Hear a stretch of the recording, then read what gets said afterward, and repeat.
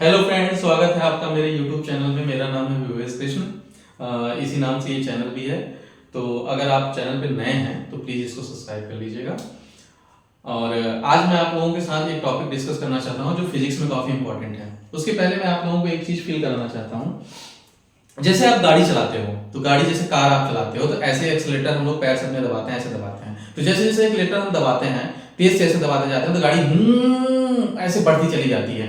मतलब गाड़ी की स्पीड ऐसे बढ़ती चली जाती है। या फिर हम बाइक चलाते हैं तो क्या होता है कि ऐसे हम पकड़े रहते हैं हैंडल और यहाँ एक्सीलेटर होता है हमारा। तो जैसे एक्सीलेटर हम बढ़ाते हैं तो गाड़ी तेज से करती है। मतलब जैसे जैसे तेज करते रहे तो गाड़ी की स्पीड बढ़ती चली जाती है। तो ये जो चीज होती है एक्सीलेटर जो हम बढ़ाते हैं, तो इसी में एक चीज आता है एक्सेलरेशन। वो किसके द्वारा होता है? एक्सेलरेशन। एक्सेलरेशन को हिंदी में हम कहते हैं त्वरण। क्या कहते हैं? त्वरण। शायद आप लोग समझ गए होंगे कि मैं किस टॉपिक के बारे में बात करना चाहता हूं। तो आज का मेरा टॉपिक है त्वरण। त्वरण जो होता है ये हम लोग अक्सर 9th 10th में पढ़े होते हैं और इस तरीके से मतलब पढ़ते चले आते हैं। लेकिन मैं अपनी बात बताऊं तो मैं भी 9th 10th में था तो मैंने त्वरण पढ़ा तो था कि वेग परिवर्तन की दर को त्वरण कहते हैं। आपने भी पढ़ा होगा कि वेग परिवर्तन की दर को त्वरण कहते हैं। लेकिन बहुत इसका एक्चुअल मीनिंग बहुत दिन तक मुझे समझ में नहीं आया था। बाद में ऐसे फील होता है, फिजिक्स ऐसा है ही कि बहुत सारी चीजें आपको बाद में फील होती हैं, उस समय तुरंत समझ में नहीं आती। हो सकता है 2-4 बार आप पढ़ें तब समझ में आती हैं। तो इसका जैसे कि हम लोग जानते हैं कि त्वरण को a से डिनोट करते हैं। इसका फॉर्मूला होता है v minus u upon t। तो ये तो a फॉर एक्सेलरेशन है। v मैं बता देता हूं, ये है फाइनल वेलोसिटी। v फॉर क्या होता है? Final velocity. फाइनल वेलोसिटी मतलब अंतिम वेग। फाइनल वेलोसिटी मतलब अंतिम वेग। u क्या होता है? Initial velocity. क्या होता है? इनिशियल वेलोसिटी मतलब प्रारंभिक वेग। और t क्या होता है? Time taken. Time taken. एक एग्जांपल देकर मैं आपको ये चीजें समझाता हूं। जैसे मैंने कहा किसी गाड़ी का वेग 10 मीटर पर सेकंड है और 4 सेकंड बाद उसका वेग हो गया 30 मीटर पर सेकंड। ठीक। अच्छा, वेग का मतलब क्या होता है? जैसे हम कहें कि किसी की चाल 10 मीटर पर सेकंड है या वेग 10 मीटर पर सेकंड है, इसका मतलब होता है कि 1 सेकंड में वो ऑब्जेक्ट 10 मीटर की दूरी तय कर रहा है। मतलब हिलने से होने अगर दूरी 10 मीटर है तो हम कहेंगे 1 सेकंड में यहां से वहां चला जा रहा है। तो स्पीड का ही मतलब होता है। तो यहां अगर हम आपसे एक्सेलरेशन पूछ ले तो आप क्या कहोगे? a बराबर क्या लगाओगे? Formula v minus u upon t। तो अंतिम वेग कितना हो जा रहा है? 30 मीटर पर सेकंड। तो यहां मैंने लिखा 30।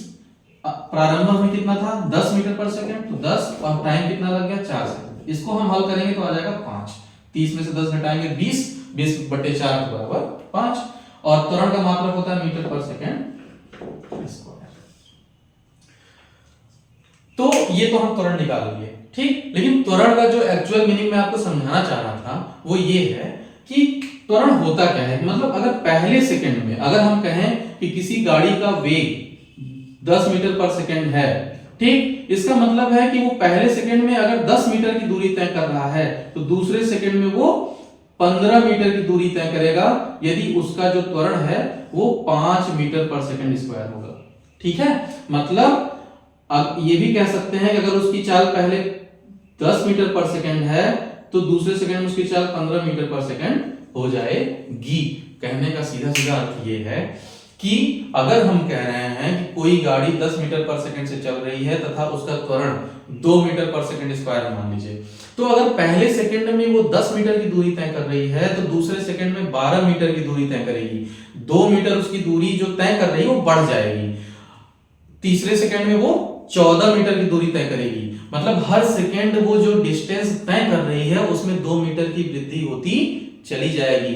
ये त्वरण का एक्चुअल मीनिंग होता है। इसको हम इस तरीके से समझ सकते हैं, ठीक है। इसीलिए जब हम एक्सीलरेटर को बढ़ाते हैं करते हैं तो तेज से ऐसे लगता है कि तेज होते चले जा रहे हैं, तेज होते चले जा रहे हैं, क्योंकि जो हर सेकंड जो गाड़ी है हमारी वो डिस्टेंस ज्यादा कवर कर रही है क्योंकि एक्सेलरेट हम कर रहे हैं। और इसी को जब हम रोक देते हैं, जैसे हमने ऐसे रोक दिया, हम ऐसे एक्सेलरेटर पकड़े हैं, उसको बढ़ा ही नहीं रहे हैं, तो अगर हमारा काटा 50 पे है तो 50 पे से नियत चाल से हम चले जाते हैं क्योंकि उसमें एक्सेलरेशन 0 होता है। और जैसे ही हम ऐसे बढ़ाते हैं वैसे ही वो तेज होना शुरू हो जाता है, ठीक है। तो ये होता है एक्सेलरेशन। एक्सेलरेशन का इसमें बहुत बड़ा योगदान होता है।